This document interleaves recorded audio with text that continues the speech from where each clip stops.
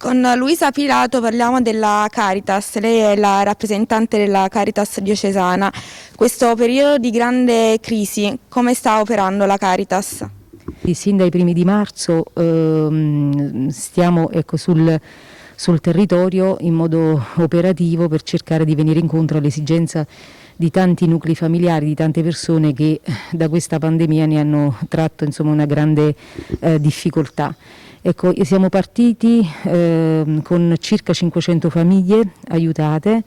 a raggiungere circa 2000 nuclei familiari con attività di supporto sia attraverso alimenti, quindi consegnando nella fase iniziale dei pacchi alimentari, e poi successivamente questa operazione si è tramutata nella possibilità di accordare alle famiglie dei voucher spesa. Rispetto alla prima ondata, questa seconda ondata ha visto più persone rivolgersi alla Caritas? Assolutamente sì, l'impennata che si è avuta è stata circa del 70%, quindi le file che si sono viste purtroppo raccontano un disagio di tantissimi nuclei familiari, perché non nascondiamoci dietro un dito, quest'estate che ha rappresentato per tanti anche la possibilità di pochi mesi di lavoro certamente non sono sufficienti a supportare poi l'esigenza delle famiglie per tutto il periodo che ne deriva, quindi cogliamo un grande smarrimento.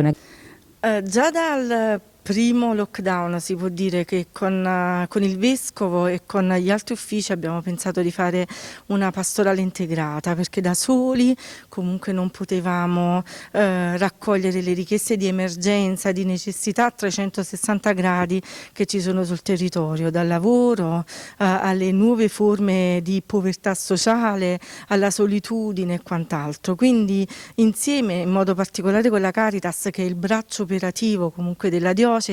ma anche senza escludere la pastorale scolastica, la pastorale giovanile e quella familiare, stiamo cercando veramente di attuare una rete capillare tra di noi e anche con le associazioni che comunque operano sul territorio, proprio per cercare di affrontare insieme questa emergenza. E in tal senso invito anche le istituzioni, le forze dell'ordine a collaborare, a creare sinergia con noi, perché stiamo cercando di creare proprio un osservatorio anche di quelle che sono le nuove necessità, le nuove povertà sull'isola, proprio per cercare di aiutare in maniera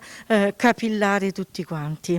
Sta cambiando anche il modo di fare solidarietà e invito veramente tutti quelli che hanno la possibilità di aiutarci. Per esempio un'associazione che sabato e domenica faranno uno screening di massa, diciamo, con tamponi molecolari, ci ha invitato anche a raccogliere le esigenze di chi in realtà non se ne può permettere il costo, e di conseguenza noi siamo veramente a disposizione di tutti.